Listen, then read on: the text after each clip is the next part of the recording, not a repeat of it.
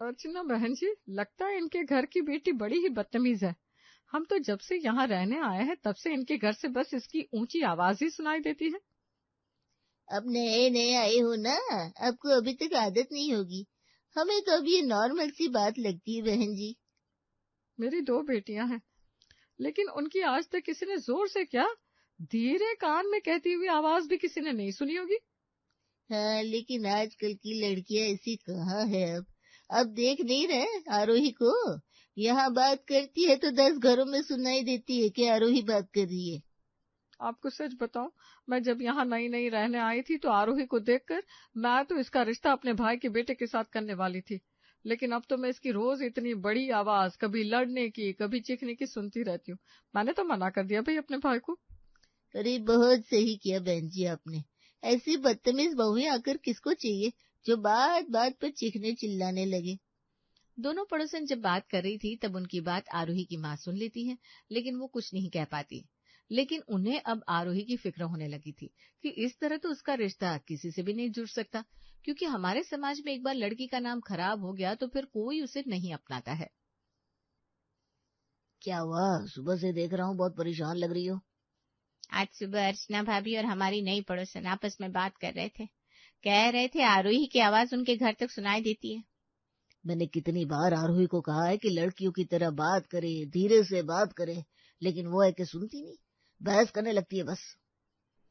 हम तो माँ बाप हैं, उसकी गलती को माफ कर देते हैं, लेकिन मुझे टेंशन इस बात की है कि ससुराल जाकर उसका क्या होगा। वो छोड़िए, उससे रिश्ता जोड़ेगा कौन। मैंने आरोही की बात कई जगह चलाई है, कहीं ना कहीं से तो उसके रिश्ते के लिए हाँ आई जाएगी। मैं तो कहती हूँ जो लोग इस शहर के नहीं हो, हमें उनके साथ आरोही का रिश्ता जोड़ना चाहिए। ये भी सही है। क्यों, किसी और शहर में करना है मेरा रिश्ता, सिर्फ बताइए तो। लो आ गई, शैतान का नाम लिया, शैतान हाजिर हो गया। मैं कोई शैतान नहीं हूँ और मुझ में कोई कमी नहीं है जो मैं किसी और शहर में शादी करूँ। मुझे शादी नहीं करनी, बस मैंने कह दिया। आरोही तुमसे कोई पूछ भी नहीं रहा, चुपचाप अंदर जाओ। मैं कहीं नहीं जा रही हूँ, आप पहले ये बताइए, आप मेरी शादी किसी और शहर में क्यों करवा रहे हैं। पढ़ी लिखी हूँ, दिखने में सुंदर हूँ, हर काम आता है मुझे, और क्या चाहिए। आरोही, जब बड़े बात कर रहे हो तब बीच में नहीं बोलना चाहिए, अंदर जाओ। आरोही का बीच में बोलना उसके माता पिता को बिल्कुल अच्छा नहीं लगा, इसलिए उसे चुप करवाकर अंदर भेज दिया गया। आरोही के पापा ने उसका रिश्ता सूरत के किसी दूर के रिश्तेदार के परिवार में कर दिया, जहां आरोही से पूछा भी नहीं गया था। पापा, आप किस जमाने में रह रहे हैं? 2026 चल रहा है और आपने मुझसे बिना पूछे मेरा रिश्ता तय कर दिया। आप ऐसे कैसे कर सकते हैं? मैं तुम्हारा पिता हूँ, तुम मेरी बेटी हो, मेरा हक है तुम्हारे भले बुरे के बारे में सोचने का। लेकिन पापा, जिंदगी दीदी की है, उनसे पूछ तो लेते, कम से कम। पूछते नहीं, लड़का दिखा तो देते। तेरे साथ रह के ये भी तेरी तरह बदतमीज होता जा रहा है, देख। मैंने क्या बदतमीजी की है, जरा बताइए तो। देखो आरोही, मैंने तुम्हारा रिश्ता तय कर दिया है, अब 2 महीने में शादी है, सूरत में तुम्हारा ससुराल होने वाला है, उसके बाद मुझे कुछ नहीं सुनना। आरोही, देखो, हम तुम्हारे माता पिता हैं, हम तुम्हारे बारे में अच्छा ही सोचेंगे, इसलिए अब पापा से कुछ भी सवाल जवाब मत करना। आरोही का रिश्ता तय होते ही 2 महीने के अंदर ही उसकी शादी कर दी गई, लेकिन आरोही इस शादी के लिए पूरी तरह से तैयार नहीं थी। फिर भी उसने अपने माँ बाप की इज्जत रखने के लिए सबके सामने कुछ नहीं कहा। आरोही देखो, आज हमारी शादी की पहली रात है, तो मैं तुम्हारे लिए गिफ्ट लेकर आया हूँ। रहने दो, मुझे नहीं चाहिए। क्या नहीं चाहिए? लेकिन मैं बहुत प्यार से तुम्हारे लिए गिफ्ट लाया हूँ। लेकिन मुझे नहीं चाहिए, मैं तुम्हारे लिए कुछ लेकर नहीं आई हूँ, इसलिए मैं तुमसे गिफ्ट ले भी नहीं सकती। अरे लेकिन मैं कहाँ तुमसे गिफ्ट मांग रहा हूँ, बस मैं ये चाहता हूँ कि तुम ये गिफ्ट रख लो। नहीं, मैं ये गिफ्ट नहीं ले सकती, अपने पास ही रखो। सुजल को आरोही का ये अंदाज बिल्कुल भी सही नहीं लगा। सुबह उसका मूड बहुत ही खराब था, जो उसके चेहरे से साफ पता चल रहा था। क्या हुआ सुजल, तू जब से उठकर आया है नीचे, मैं देख रही हूँ तेरा मूड सही नहीं है। कुछ बात है क्या बेटा?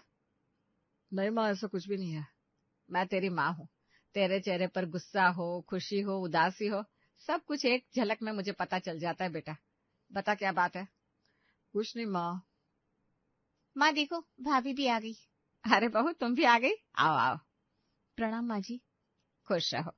वैसे तुम्हें पता है क्या, सुजल का मूड इतना खराब क्यों है? देखो तो, अमावस के चांद जैसा लग रहा है ये। मुझे कैसे पता होगा, मैं तो कल ही आई हूँ। आप माँ है सुजल की, आपको पता होगा। अरे बहू, मैं तो बस पूछ रही थी। हाँ माँ जी, मैं भी बस बता रही हूँ और कुछ नहीं। आप अपनी सास से शादी के एक दिन बाद ऐसे बात करेंगी भाभी? अरे मैंने कुछ गलत कहा है क्या? अभी तुमने ही कहा ना कि मुझे आए हुए बस एक दिन हुआ है, मुझे कैसे पता होगा कि सुजल का मूड खराब क्यों है?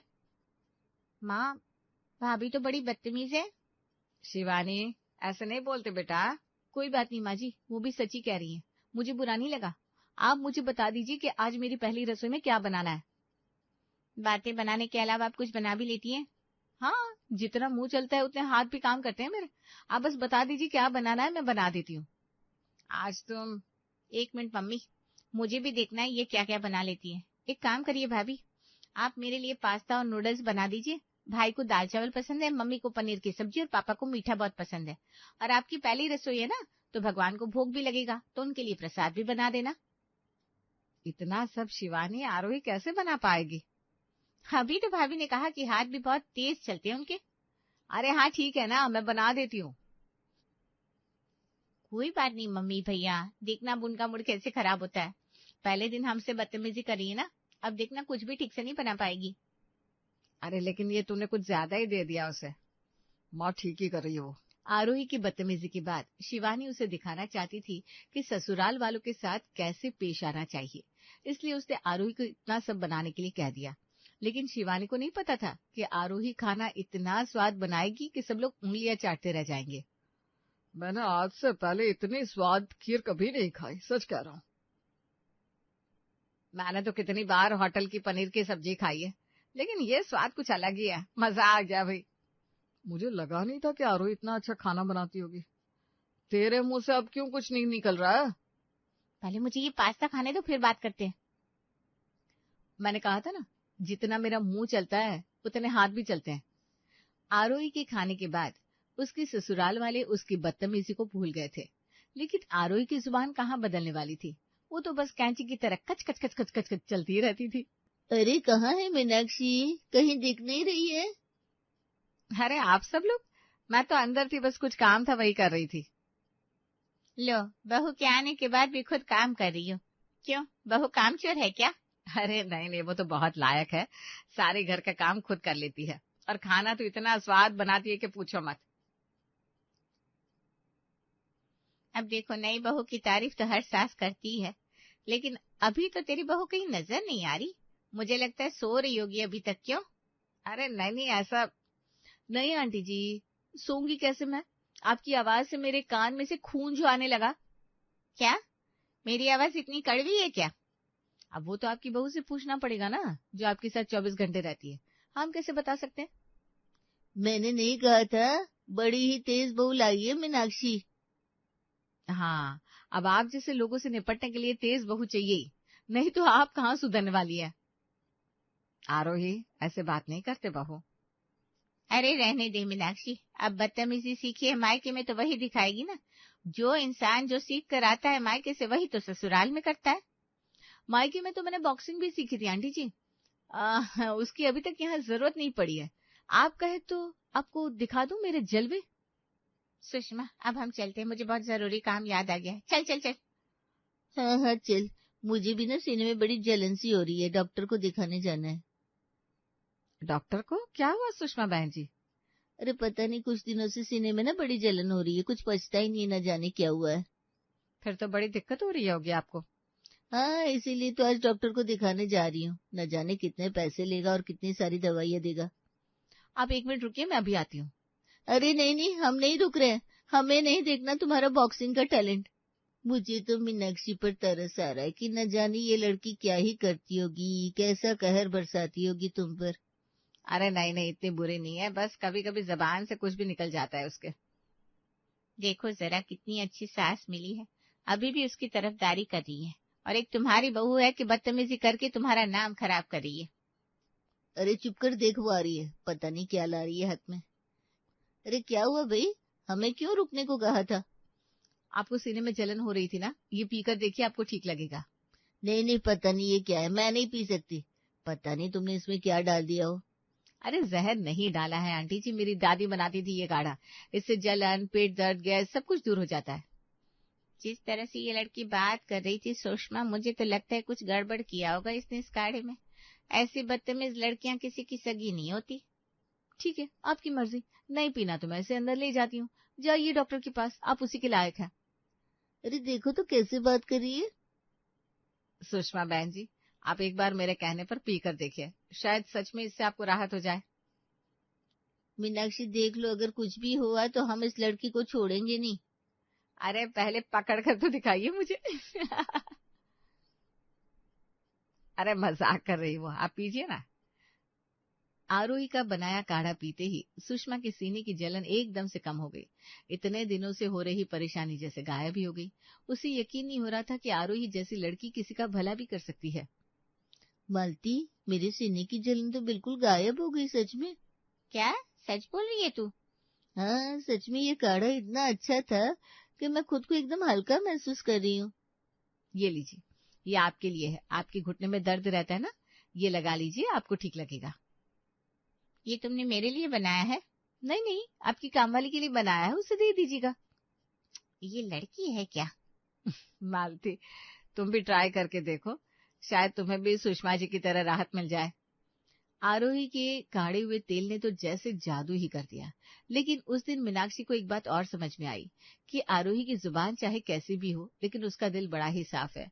और ये बात अब उसके ससुराल के बाकी लोगों को भी समझ में आ रही थी धीरे धीरे। ये लो। क्या ये? बम है, तुम सीधे बात नहीं कर सकती हो क्या? कुछ दे रही हूँ तो गिफ्ट ही होगा ना तुम्हारे लिए, ऐसे क्यों पूछ रहे हो क्या है? अरे खुद खोल कर नहीं देख सकते हो क्या? गिफ्ट मेरे लिए? नहीं नहीं, पड़ोसी के लिए लाई हूँ। हे भगवान, तुम और तुम्हारी जुबान। आरोही ने सुजल के लिए एक बड़ा ही सुंदर सा ब्रेसलेट बनाया था, वो भी अपने हाथ से। और यही नहीं, साथ में उसके लिए केक भी बनाया था और उसकी पसंद की हर चीज भी। सुजल ये सब देखकर समझ नहीं पा रहा था कि आखिर आरोही चीज क्या है। तुम्हें पता है तुम कितनी बदतमीज हो? पता है, बचपन से पता है। किसी ने तुम्हें टोका नहीं? बचपन में मेरी सिर्फ आवाज तेज हुआ करती थी, तो आस पड़ोस के लोग, पापा मम्मी, ये सब मुझसे कहते थे कि लड़कियों की आवाज हमेशा नीची होनी चाहिए।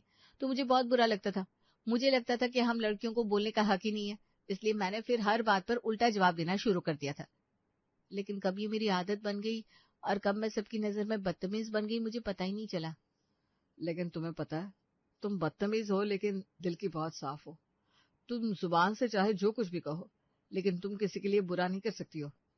हाँ, ये बातें मुझे पता है। अब तुम ये गिफ्ट खोल रहे हो या मैं बाहर फेंक दूं? हे भगवान, थोड़ी सी चीनी मेरी पत्नी के मुंह में भी डाल दीजिए जरा, कब होगा ये चमत्कार? आपको क्या लगता है, क्या ये चमत्कार होना पॉसिबल है? क्या आरोही की जुबान कभी सुधर सकती है? क्या वो कभी किसी को सीधे मुंह जवाब दे पाएगी? चलिए देखते हैं आखिर ऐसा होता है कि नहीं। आरोही अभी तक नाश्ता नहीं बनाया क्या? अभी देखो आपकी पत्नी क्या जवाब देती है कि नाश्ता जल्दी चाहिए तो पहले बता दिया करो, यहाँ बैठकर मेरे ऊपर चिल्लाने से कुछ नहीं होगा। अरे नहीं नहीं, वो ऐसा नहीं कहेगी। हाँ, नहीं बनाया है, बताओ क्या कर लोगे, ऐसा कुछ बोलेगी। मेरे वाला ज्यादा बेटर था, आगी आगी आगी, देखते क्या कहती है। सॉरी सॉरी, ये लीजिए आपका उपमा, और शिवानी तुम्हारा चीज सैंडविच। सॉरी, आज थोड़ी देर हो गई। भैया मुझे चक्कर आ रहे हैं, पकड़ना जरा मुझे। अरे तू मुझे पकड़, मैं भी गिरने वाला हूँ। ये आखिर है कौन? अरे आरोही है, और कौन है? इतने प्यार से बात कर रही है, यही तो चाहते थे तुम। इसे क्या हो गया माँ, ये ऐसे बात क्यों कर रही है? इसके अंदर कोई भूत चला गया है क्या? माँ जी छोड़िए ना, मैंने कहा तो मुझसे नहीं होगा। और तुम दोनों चुपचाप नाश्ता खाओ, ज्यादा चिक चिक करने की जरूरत नहीं है। माँ जी आप भी बैठिए, मैं नाश्ता लेकर आती हूँ। लो, मैंने उससे कहा था कि थोड़ी देर नाटक कर लेना तुम दोनों के सामने। अरे माँ, मुझे तो हार्ट अटैक ही आने वाला था। लेकिन मजा बहुत आया, बदतमीज बहू को यूं चाशनी में घुला देखकर। कौन बदतमीज? कोई नहीं भाभी, आप नाश्ता बनाओ।